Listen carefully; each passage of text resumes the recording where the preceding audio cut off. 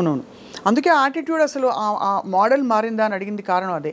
Because ఇంతవరకు మనకి తెలిసి మన స్టార్స్ ఎలివేషన్స్ లేకుండా స్టార్స్ అయ్యుండి బట్ ఒక ఎంఐ మిషన్ ఇంపాసిబుల్ సిరీస్ లాగా లేదు ఒక ఇలాంటి వాటిలో చూసిన సందర్భాలు చాలా తక్కువ.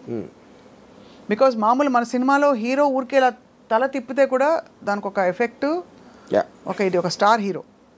అలాంటిది showing them like normal people వచ్చింది అలాంటి సినిమా. అసలు ఒక రుద్రమైన నాకు గుర్తుంది, చిరంజీవి గారు నార్మల్గా మెగా స్టార్ అయ్యింది. డెఫినెట్గా ఐ ఫీల్ అంటే ఇప్పుడు బాలచంద్ర గారు ఉన్నారు. అఫ్ కోర్స్ బాలచంద్ర గారు ఈ టైంలో తీయలేరు అలాంటి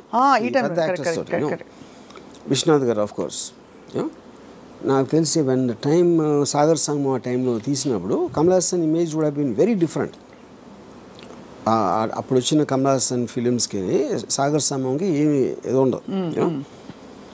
ఇంకోటి మీరు శంకరాభరణంలో సోమయాజుల్ గారు లాంటి ఒక 60-year-old అన్నోన్ పర్సన్ని ప్రొటాగనిస్ట్గా పెట్టడం అనేది నాకు తెలిసి ఇప్పుడు కూడా ఎవరు అసలు ఇమాజిన్ కూడా చేయడు. అలాగే ఒక అంత పొడుగ్గా ఉండి ఆల్మోస్ట్ యూనో డస్కీ కాంప్లెక్షన్తో మంజు భార్గవ్ గారిని హీరోయిన్గా పెట్టడం కూడా ఎవరు ఊహించుకోలేరు మీరు అన్నట్టు. బట్ అది కూడా ప్రొటాగనిస్ట్ని మీరు నాన్ యాక్టర్ని ఎవరు ఐఏఎస్ ఆఫీసర్ని తీసుకొచ్చి పెట్టడం అని దానికన్నా రిస్క్ అయితే పరాకాష్ట ఇది. Correct right. బట్ అది కూడా మీరు అన్న వన్ ఆఫ్ ద మోడల్స్లో ఆఫ్ దీస్ అవుట్లయర్ ఫిల్మ్స్ అంటే ఆడ్ ఫిల్మ్స్ అంటాం కదా. ఈ అంటే ముందు పికప్ కాలేదు బట్ తర్వాత బాగా పికప్ అయ్యి కల్ట్ ఫిల్మ్ అయిపోయింది. ఇదేమో స్త్రీ 2 ఏమో పికప్ అవుతుందో లేదో తెలియదు బట్ ఫస్ట్ డేనే బ్లాక్ బస్టర్. ఇంకా దాని గురించి ఏం మాట్లాడక్కర్లేదు అంతే. అంటే అలా ఉంది దాని మీరు చెప్తున్న కనెక్షన్. ఇంకోటి ఏమైంది, నిన్న దాంతో రిలీజ్ అయిన అక్షయ్ కుమార్ సినిమాకి 5 కోట్లు వచ్చింది. 54 కోట్లు రాజ్ కుమార్ సినిమాకి వస్తే 5 కోట్లు అక్షయ్ కుమార్ సినిమాకి వచ్చింది. 5.5 కోట్లు అంతా జాన్ అబ్రహం సినిమాకి వచ్చింది అదే రోజు. మరి తీసేవాళ్ళు ఇప్పుడు నెక్స్ట్ ఎవరైనా హీరో రెమ్యూనరేషన్ ఒక సిరీస్ ఆఫ్ ఫ్లాప్స్ తర్వాత తగ్గించుకునే సందర్భాలు ఉండుంటాయి ఆర్జీవి గారు? చేస్తారు. That happens when the market is not doing ఎందుకంటే అప్పుడు ఏం చేస్తారంటే ఇప్పుడు ఇంత ఇస్తామండి సినిమా హిట్ అయితే అంత ఇస్తామని ఇలాంటి కొన్ని డీల్స్ పెట్టుకుంటారు. కొంచెం అదే క్లాజులు బ్యాక్ ఎండ్ అలాంటి. The reason I asked that is because majority of this major expenses that we are talking about ఇప్పుడు మొన్న కల్కి వచ్చింది. It was actually a feast. వినడానికి ఒక అమితాబ్ బచ్చన్ గారు ఒక సో అండ్ సో ప్రభాస్ ఉంటే అసలు ఇంకా చూడొచ్చా అని, దీపిక ఇంకోవైపు. బట్ ఆ సినిమాలో ఈ స్టార్ దీనికి రెమ్యూనరేషన్స్ చాలా అయి ఉంటాయి కదా. ఇప్పుడు అలాంటి సినిమా తీసి ఒక బ్యూటిఫుల్ అటెంప్ట్ అని మంచి పేరు తెచ్చుకుని బట్ రిటర్న్ ఆన్ ఇన్వెస్ట్మెంట్ చూసుకుంటే 500 కోట్లకి 150 ఎక్కువ రావడం బెటరా, లేదు ఇలాంటి ఒక కొత్త స్కూల్ ఆఫ్ థాట్ బయలుదేరి న్యూట్రలైజ్ చేసే ఎఫెక్ట్ బెటర్ అంటారా?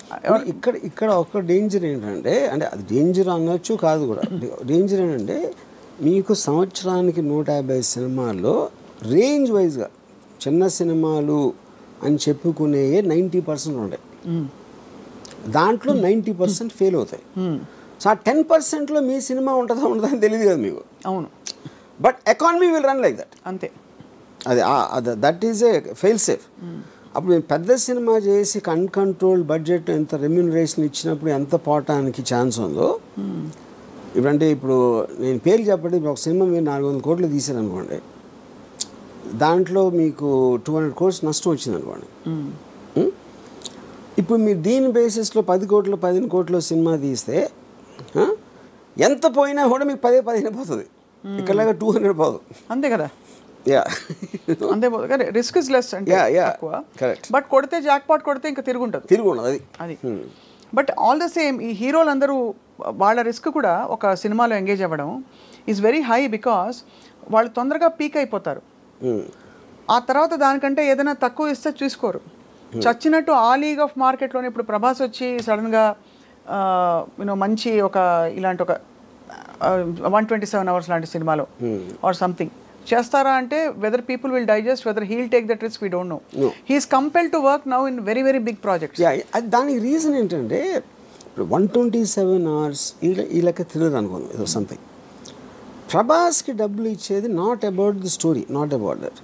అతను స్క్రీన్ మీద హై స్పీడ్లో వస్తే అంతమంది ఎక్సైట్మెంట్ వస్తుంది అనేది కాస్టింగ్ ఫ్యాక్టర్. అది that is what super stars are suppose to B.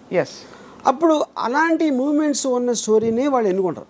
అదే వాళ్ళు వచ్చి వేరే సినిమా తీసినప్పుడు ఆమీర్ ఖాన్ ఒక్కడే చాలా తెలుగు చేస్తాడు. ఆమీర్ ఖాన్ ఏం చేస్తాడంటే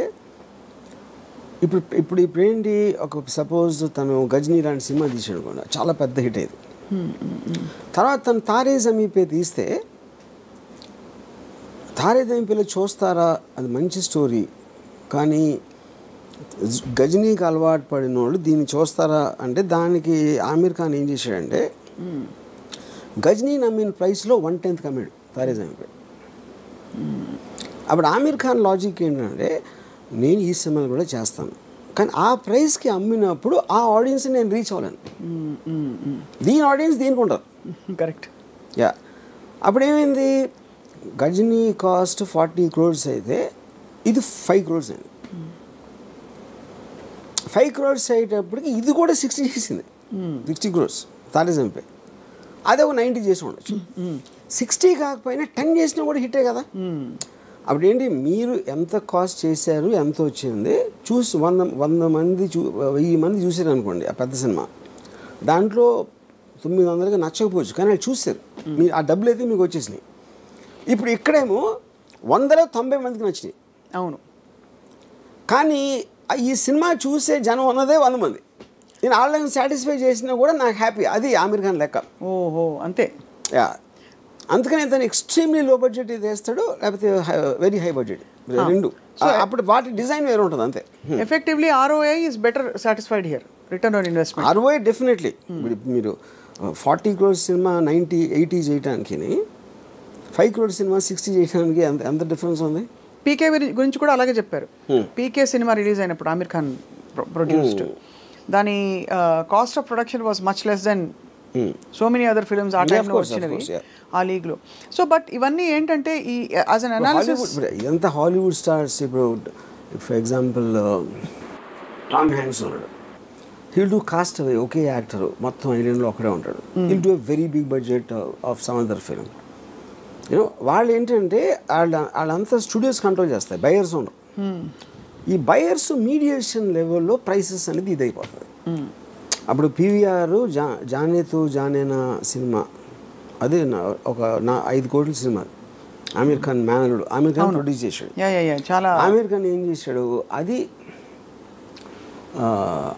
వాళ్ళు 35 crores ఆఫర్ ఇచ్చారు కొనడానికి.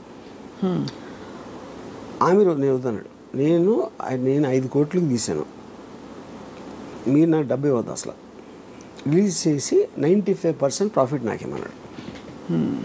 అప్పుడు ఆమీర్ లాజిక్ ఏంటి, నేను 35కి నేను ఇస్తే అది 30 కలెక్ట్ చేసినా ఫ్లాప్గా వస్తుంది, 5 crores పోయినాయి కాబట్టి. నేను 5K ఇస్తే 6 వచ్చినా కూడా హిట్ అది. కరెక్ట్. యా, ఈ లాజిక్ ఆమీర్ చేసినాడు, ఎవరు చేయరు. అప్పుడే మీకు